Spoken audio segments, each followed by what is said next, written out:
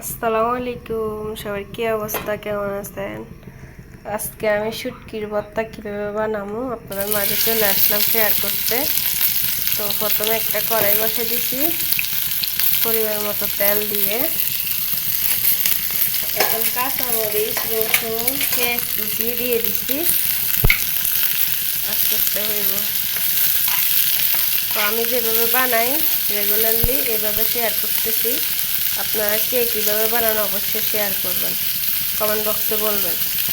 তো আমি এগুলো দিয়ে মাছ করতে হইতে থাকবে। এখন লবণ দিয়ে দেব, কারণ লবণটা দিলে অনেক তাড়াতাড়ি পেঁয়াজগুলো সিদ্ধ হবে। তো পরিমাণ মতো লবণ দিয়ে দিচ্ছি। এবার আস্তে আস্তে ডিম আছে, আস্তে আস্তে এগুলো হইতে থাকছে। একদম চুলার আঁচ কিন্তু একদম কমাই দিতে হবে।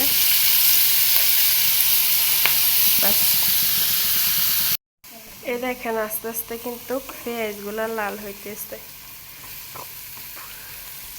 একদম আস্তে আগুন দিয়ে কিন্তু এগুলো ভাজা লাগবে, না হলে পুড়ে যাবে। ভর্তা বানালে তখন তিতে তিতে লাগে। আমি পেঁয়াজগুলো মরিচগুলো এক সাইড করছি। দেখেন একদম শর্টকাট একটা ভর্তার রেসিপি। তো এখন একটা একটা করে শুটকি দিয়ে দেবো। এই পাশে শুটকিও হইতে থাক, পেঁয়াজ রসুন মরিচও হইতে থাকবে। মানে একটু তাড়াতাড়ির জন্য দিছি আর কি। খিচুড়ি রান্না করবো, ভর্তা আর বেগুন ভাজি। মানে সব রান্না বাকি আছে, শুধু ভর্তা বসাইছি মাত্র। এগুলো আস্তে আস্তে হইতে থাক। আর একটু বাদামি কালার হয়ে গেলে আমি নামাই ফেলবো ভর্তার জন্য, তারপরে বাটবো। এই দেখেন ভর্তা বাটার জন্য একদম রেডি। এখন আমি এগুলো নামাই ফেলবো, শুটকিগুলো থাকবো। শুটকিগুলো এখনো হয় নাই। এই দেখেন আমি বাটাতে রাখছি, এগুলো এখন বাটার ফেলা। শুটকি হোক, তারপরে একসাথে বাটবো।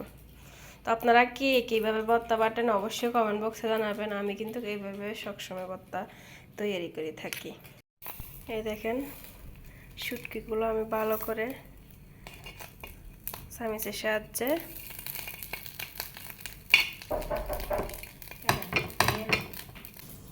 এই দেখেন গাইস, এখন ভর্তা বাটার ফালা, সব কিছু রেডি।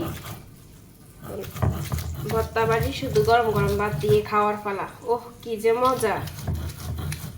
আমরা প্রবাস জীবনে বেশি আমরা ভর্তাই খাই, কারণ বাংলাদেশে থাকতে ভর্তা এত পছন্দ ছিল না। যখন ওমানে আসছি শুধু ভর্তা খাইতে মন চায়।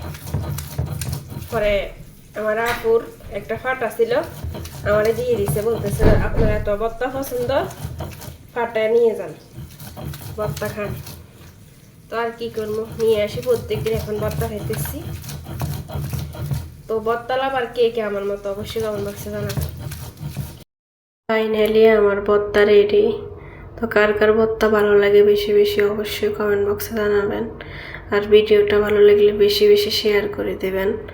তো আমার পেজটা ফলো দিয়ে পাশে থাকবেন। আজকে এই পর্যন্ত, অন্য কোনো ব্লগ ভিডিওতে আবার আপনাদের মাঝে চলে আসবো। সবাই ভালো থাকবেন, সুস্থ থাকবেন। আল্লাহ হাফেজ, আসসালাম।